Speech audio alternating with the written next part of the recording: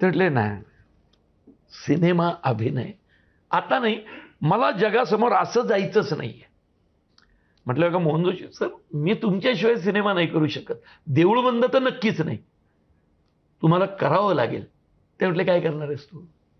मी script घेऊन गेलतो. हे कसलं स्क्रिप्ट, हे काय असा येऊ, असे स्वामी येणार का जगासमोर, माझी चेष्टा करतोयस का तू?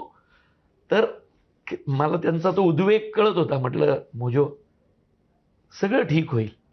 ते म्हटले 1 मिनिट, तू आलायस म्हणून पुन्हा उत्साह आलाय, मी करावं अशी इच्छा आहे तुझी? म्हटलं 100%. थांबशील वर्षभर? म्हटलं वर्षभर काय, मी 10 वर्ष थांबेल, तुम्ही सांगा.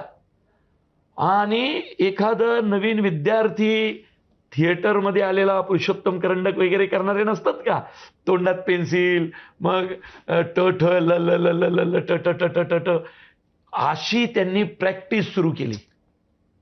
माझ्याकडे ये, माझा डायलॉग घे, मला चालव. मग काहीतरी ते मसाज डॉक्टर ते त्यांनी लावले. रोज एक माणूस यायचा. बरं मी म्हटलं आता आपलं प्रोडक्शनसाठी चाललंय ना, म्हटलं मोजो तर ना ते जो काही खर्च असेल, खर्च राहू दे, पैशाचं बोललो का कधी? या सिनेमामुळे उभा राहतोय पुन्हा, मला त्याची उभारी आली. नाही, मला भयंकर म्हणजे इतकी मोठी गोष्ट आहे ना की हॅट्स ऑफ टू यू की तुम्ही ज्या पद्धतीनं त्याच्यावर मात करून उभे राहिलात.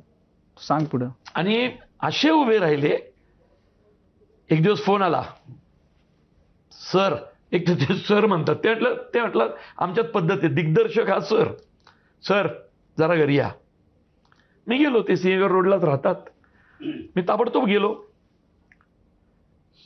दरवाजा मुद्दामा दर मॅडम उघडायच्या ना, तर मॅडमनीच उघडला.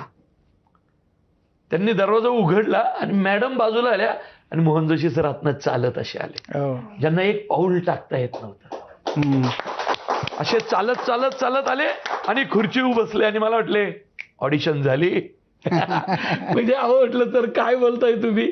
आणि म्हटले आता शूट लाव.